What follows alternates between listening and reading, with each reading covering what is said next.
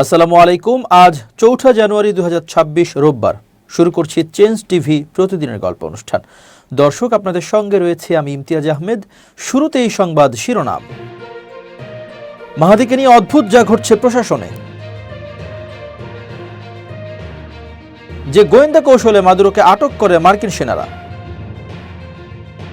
হঠাৎ ভারতের বিরুদ্ধে হুঙ্কার দিলেন আসিফ নজরুল। এবার বিস্তারিত। পুলিশি আমলাতন্ত্র ছাত্র জনতার বিপরীতে অবস্থান নিয়েছে বলে মন্তব্য করেছেন বৈষম্য বিরোধী ছাত্র আন্দোলনের সভাপতি রিফাত রশিদ। সংগঠনের ভেরিফাইড ফেসবুক আইডিতে এক পোস্টে তার এ সংক্রান্ত বক্তব্য তুলে ধরা হয়। এতে তিনি এ মন্তব্য করেন। রিফাত রশিদ বলেন, বৈষম্য বিরোধী ছাত্র আন্দোলন হবিগঞ্জ শাখার সদস্য সচিব মাহাদিকে পুলিশ লীগ কর্তৃক গ্রেপ্তার দেখানো হয়েছে। স্বরাষ্ট্র আইন উপদেষ্টাকে কল দেওয়ার পরেও তাদের পাওয়া যায়নি। আইজিপিকে কল দেওয়ার পর তার কথাবার্তার টোন সন্তোষজনক না। হবিগঞ্জের এসপির ভাষ্য হলো, মাহাদিকে এখনই পুলিশ লীগ হত্যা মামলায় অ্যারেস্ট দেখানো হবে না, আপাতত অন্যান্য মামলায় গ্রেপ্তার দেখানো হবে। সেলুকাস তিনি বলেন, আনঅফিসিয়াল সূত্রে পুলিশের মধ্য থেকে জানানো হয়েছে যে পুলিশের ইন্টারনাল প্রেসারের পরেই মাহাদিকে গ্রেপ্তার করেছে পুলিশ। অর্থাৎ পুরো পুলিশে আমলাতন্ত্র ছাত্র জনতার বিপরীতে অবস্থান নিয়েছে। জুলাইয়ের ছাত্র জনতার প্রতি ক্ষোভের বশবর্তী হয়ে নির্বাচনকালীন সহিংসতাকারী ট্যাগ দিয়ে সিরিজ গ্রেপ্তারের পরিকল্পনা করা হচ্ছে বলে জানতে পেরেছে। এবার ভেনেজুয়েলার প্রেসিডেন্টকে আটক প্রসঙ্গ। রাজধানীর কারাকাস থেকে ৩ জানুয়ারি মধ্যরাতে ভেনেজুয়েলার প্রেসিডেন্ট নিকোলাস মাদুরোকে সস্ত্রীক আটক করা হয়। দেশটির সরকারের ভেতরের এক সিআইএ চরের সাহায্যে মাদুরোর অবস্থান খুঁজে পায় যুক্তরাষ্ট্র, আর তার ফলেই মার্কিন সেনাবাহিনীর ডেল্টা ফোর্স দেশটির প্রেসিডেন্টকে আটক করতে সক্ষম হয়। সিবিএস নিউজ এমনটি জানতে পেরেছে। যদিও এ নিয়ে প্রথম খবর প্রকাশ করেছিল নিউ ইয়র্ক টাইমস, জানিয়েছে বিবিসি। ভেনেজুয়েলা সরকারের ভেতরের এই চর অন্যান্য গোয়েন্দা তথ্যের একটি বিস্তৃত নেটওয়ার্কের অংশ ছিল। এই নেটওয়ার্কের মধ্যে স্যাটেলাইট, ড্রোন অথবা বিমানের মাধ্যমে তোলা উচ্চমানের ছবি, ভিডিওর পাশাপাশি বিভিন্ন ইলেকট্রনিক্স সিগন্যাল বা বার্তা আড়ি পেতে তথ্য সংগ্রহ করার প্রক্রিয়াও অন্তর্ভুক্ত ছিল। এই নেটওয়ার্ক থেকে পাওয়া তথ্যের উপর ভিত্তি করেই ভেনেজুয়েলায় অভিযানটি চালায় মার্কিন বাহিনী, যা ছিল সিআইএ ও মার্কিন প্রতিরক্ষা মন্ত্রণালয়ের মধ্যে মাসের পর মাস ধরা চলা অতি সতর্ক পরিকল্পনা ও অংশীদারিত্বের ফল। সিআইএর পরিচালক জন র্যাডক্লিফ এর আগে জানিয়েছিলেন তাদের গোয়েন্দা সংস্থা মানব উৎস নিয়োগে অগ্রাধিকার দেবে। তবে এই চরকে কবে থেকে নিয়োগ দেওয়া হয়েছে তা তাৎক্ষণিকভাবে নির্ধারণ করা যায়নি বলে বিবিসি জানিয়েছে। মাদুরোকে গ্রেপ্তার করতে তথ্য দিয়ে সাহায্য করলে $5 কোটি পুরস্কার ঘোষণা করেছিলেন মার্কিন সরকার। মার্কিন সামরিক বাহিনীর joint chief of staff general Dan Caine ভেনেজুয়েলায় চালানো তাদের অভিযানকে অপারেশন অ্যাবসলিউট রিজলভ বলে অভিহিত করেছেন। অভিযানটিকে বিচক্ষণ ও সুনির্দিষ্ট বলে বর্ণনা করেছেন তিনি জানান, এই অভিযান সেনা, নাবিক, বিমানকর্মী, মেরিন এবং গোয়েন্দা সংস্থা ও আইন প্রয়োগকারী সংস্থার সঙ্গে একযোগে কাজ করা অন্যরাও ছিল। এই অভিযানে যৌথ বাহিনীর প্রতিটি উপাদান নিয়োগ করার প্রয়োজন হয়েছিল। জেনারেল কেইন জানান, মার্কিন সামরিক বাহিনী সম্পূর্ণরূপে বিস্ময়ের উপাদান বজায় রেখেছিল। তারা ভেনেজুয়েলার বিমান প্রতিরক্ষা ব্যবস্থাকে গুঁড়িয়ে দিয়ে অক্ষম করে ফেলেছিল। তিনি জানান, তারা ক্যারিবিয়ান অঞ্চলে আনুমানিক সময় রাত 1টা 1 মিনিটে মাদুরোর কম্পাউন্ডে হাজির হন আর এলাকাটিকে বিচ্ছিন্ন করে ফেলেন। তিনি আরও জানান, হেলিকপ্টারে করে সেখানে যাওয়ার পর মার্কিন বাহিনী গুলির মুখে পড়ে, কিন্তু তারা দুর্বার শক্তি প্রয়োগ করে জবাব দেয়। একটি হেলিকপ্টারে আঘাত লাগলেও সবগুলোই ফিরে আসতে সক্ষম হয়। মাদুরো ও তার স্ত্রী তখন হাল ছেড়ে দেয়। তারপর মার্কিন বিচার বিভাগ তাদের নিজেদের হেফাজতে নেয় বলে জানিয়েছে তিনি। স্থানীয় সময় ভোররাত 3টা 29 মিনিটে মাদুরো ও তার স্ত্রীকে ইউএসএস ইয়োজিমা জাহাজে তোলা হয়। ভেনেজুয়েলায় সামরিক হামলা চালিয়ে দেশটির প্রেসিডেন্ট নিকোলাস মাদুরোকে আটক করার ঘটনাকে আন্তর্জাতিক আইনের সুস্পষ্ট লঙ্ঘন বলে মন্তব্য করেছেন নিউ ইয়র্কের মেয়র জোহরান মামদানি। তিনি এই ঘটনাকে যুদ্ধের সমতুল্য একটি পদক্ষেপ হিসেবে আখ্যা দিয়েছেন। নিউ ইয়র্কের মেয়র হিসেবে শপথ নেওয়া জোহরান মামদানি এ বিষয়ে তীব্র প্রতিক্রিয়া জানান। নিউ ইয়র্ক টাইমসের প্রতিবেদনে বলা হয়, মাদুরো ও তার স্ত্রী সিলিয়া ফ্লোরেসকে আটক করার ঘটনায় ক্ষোভ প্রকাশ করে মামদানি বলেন, এটি শুধু আন্তর্জাতিক আইনই নয়, দেশীয় আইনও লঙ্ঘন করেছে। সামাজিক যোগাযোগ মাধ্যম এক্সে দেওয়া এক পোস্টে নিউ ইয়র্কের মেয়র বলেন, নগ্নভাবে অন্য দেশের শাসন ব্যবস্থা পরিবর্তনের চেষ্টা কেবল সেই দেশের জনগণের উপর প্রভাব ফেলে না, বরং এর প্রভাব নিউ ইয়র্কবাসীদের জীবনেও পড়ে। বিশেষ করে নিউ ইয়র্কে বসবাসরত হাজারো ভেনেজুয়েলান অভিবাসী এ ধরনের পদক্ষেপে সরাসরি ক্ষতিগ্রস্ত হন বলে মন্তব্য করেন তিনি। মাদুরোর গ্রেপ্তার অভিযানের সম্ভাব্য প্রভাব নিয়ে পেত্রোর সাম্প্রতিক মন্তব্যের প্রতিক্রিয়ায় ট্রাম্প এই হুঁশিয়ারি দেন।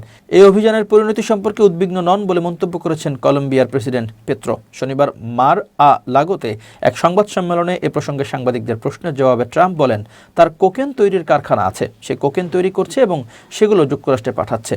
এ বক্তব্যের পর আরও কড়া ভাষায় ট্রাম্প যোগ করেন, তাই ওকে নিজের ব্যাপারে সতর্ক থাকতে হবে।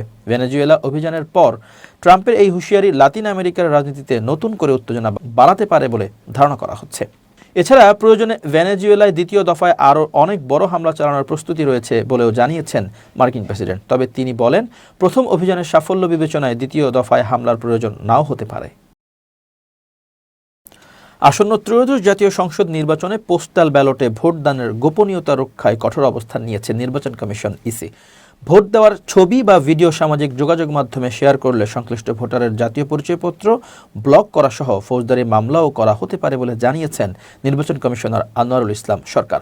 নির্বাচন কমিশনার আনোয়ারুল ইসলাম সরকার গণমাধ্যমকে এ কথা বলেন। হুঁশিয়ারি দিয়ে তিনি বলেন, প্রবাসীদের পোস্টাল ব্যালটে ভোট প্রদানের ক্ষেত্রে গোপনীয়তা ভঙ্গ হলে কোনো ছাড় দেওয়া হবে না। পোস্টাল ব্যালটে ভোট দেওয়ার সময় ভোটের গোপনীয়তা বজায় রাখার জন্য ভোটারকে একটি লিখিত অঙ্গীকারনামা দিতে হবে। যদি কোনো ভোটার এই অঙ্গীকারনামা না দেন তবে তার ভোটটি গণনায় অন্তর্ভুক্ত করা হবে না।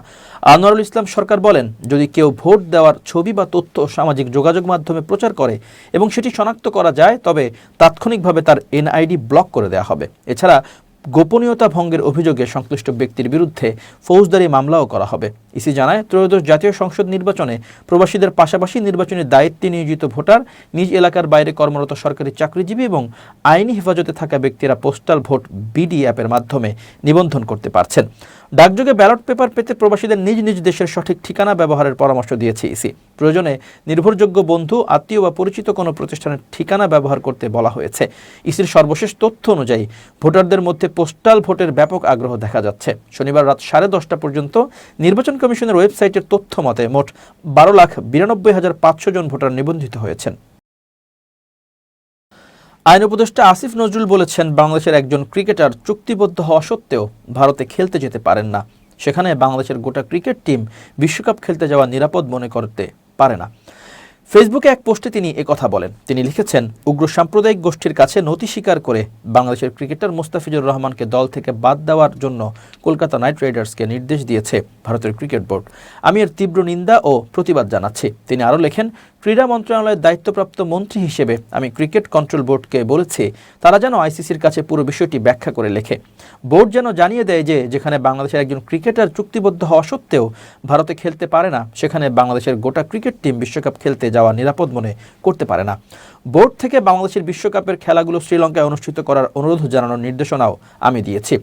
গোলামের দিন শেষ উল্লেখ করে তিনি আরও লেখেন, আমি তথ্য সম্প্রচার মন্ত্রীকে অনুরোধ করেছি বাংলাদেশে যেন আইপিএল খেলার সম্প্রচারও বন্ধ করে দেওয়া হয়।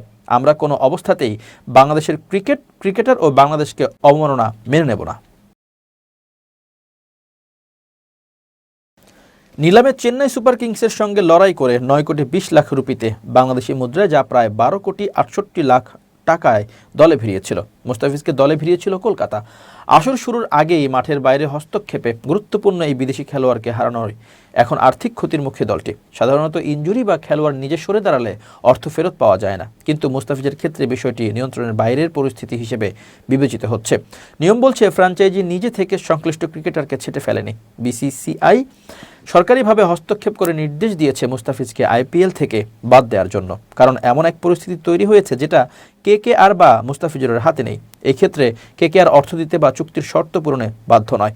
মুস্তাফিজের জন্য খরচ করা অর্থ কি অন্য প্লেয়ারকে দলে নেয়ার ক্ষেত্রে ব্যবহার করতে পারবে কিনা কেকেআর, তা নিয়ে অবশ্য যথেষ্ট সংশয় রয়েছে, কারণ একবার লক হয়ে যাওয়া অর্থ রিফান্ড হওয়ার নিয়ম সেরকম স্পষ্টভাবে নেই।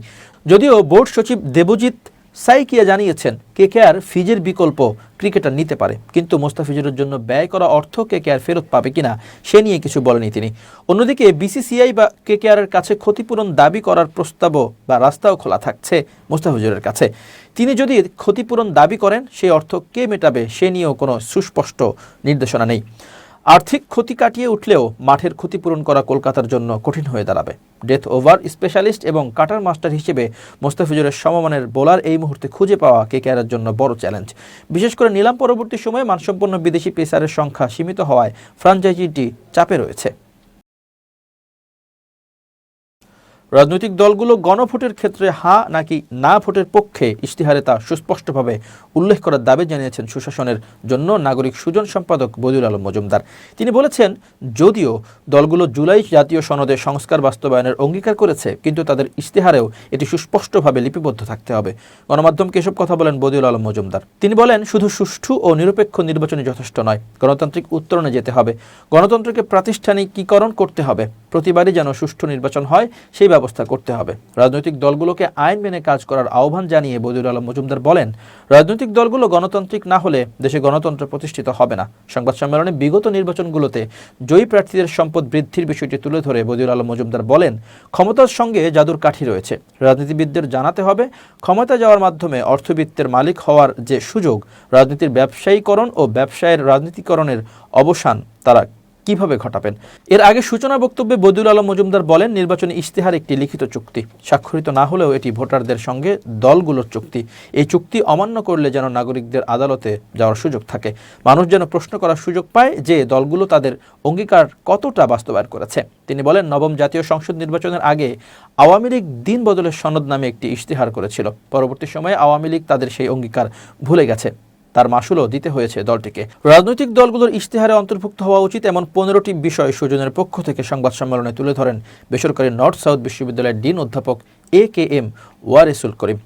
বিষয়গুলো হলো, জুলাই জাতীয় সনদ ও সংস্কার কমিশনের সুপারিশ বাস্তবায়নে স্পষ্ট অঙ্গীকার, রাষ্ট্রযন্ত্র আইন শৃঙ্খলা রক্ষাকারী বাহিনীর জবাবদিহি, গণতান্ত্রিক প্রতিষ্ঠানগুলোকে প্রাতিষ্ঠানিক রূপ দেয়া, সাংবিধানিক ভারসাম্য পুনঃপ্রতিষ্ঠা, গণতান্ত্রিক ও স্বচ্ছ রাজনৈতিক দল, দুর্নীতির বিরুদ্ধে কার্যকর ও প্রাতিষ্ঠানিক লড়াই, মেধাভিত্তিক সমাজ গঠনের অঙ্গীকার, সহনশীল ও টেকসই অর্থনৈতিক কাঠামো, চরম দারিদ্র্য দূরীকরণে দৃঢ় অঙ্গীকার, নারী ক্ষমতায়নের অগ্রাধিকার, শক্তিশালী স্থানীয় সরকার ব্যবস্থা, ন্যায়সঙ্গত ও সহজলভ্য স্বাস্থ্যসেবা, পরিবর্তনশীল বৈশ্বিক প্রেক্ষাপটে বাংলাদেশের অবস্থান, পরিবেশ রক্ষা, জলবায়ু পরিবর্তন, বৈশ্বিক উষ্ণতার প্রেক্ষাপটে অবস্থান, গণতান্ত্রিক মূল্যবোধের অবক্ষয় রোধ ও রাজনৈতিক সংস্কৃতিতে পরিবর্তন। এবার খুব জরুরি 1 মিনিট জানাচ্ছেন ইউনেস্কো ক্লাব পুরস্কার বিজয়ী সাংবাদিক আমিরুল মোমিনিন মানিক। খুব জরুরি 1 মিনিটে প্রত্যেককে আমন্ত্রণ। প্রিয় বন্ধুরা, সাফল্যের জন্য আজ একটা গুরুত্বপূর্ণ টিপস আপনাদের সামনে উপস্থাপন করব।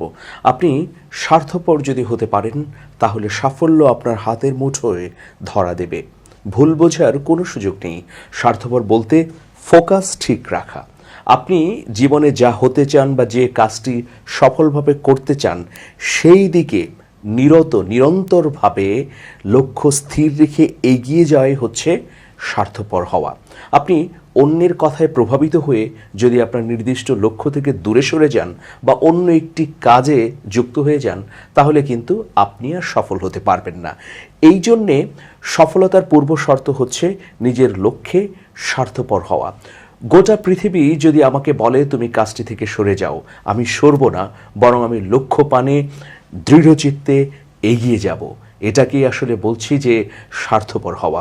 আসুন জীবনে প্রত্যেকটা কাজের বাস্তবায়নের জন্য আমরা ইতিবাচক স্বার্থপর হই। সবাই ভালো থাকবেন। শুভেচ্ছা নিরন্তর। প্রিয় দর্শক, শেষ করছি চেঞ্জ টিভির প্রতিদিনের গল্প অনুষ্ঠান। changetv.press বাংলাদেশের ইউটিউব জার্নালিজমের অগ্রদূত। ভিজিট করুন ওয়েবসাইট www.changetv.press, youtube.com/changetv.press এবং সাবস্ক্রাইব করুন চ্যানেলটি। নিয়মিত লাইক, কমেন্ট ও শেয়ার করে আপডেট রাখুন নিজেকে। ভালো থাকুন, নিরাপদে থাকুন। শুভেচ্ছা নিরন্তর। changetv.press, এক ফোঁটা হলুদও নেই।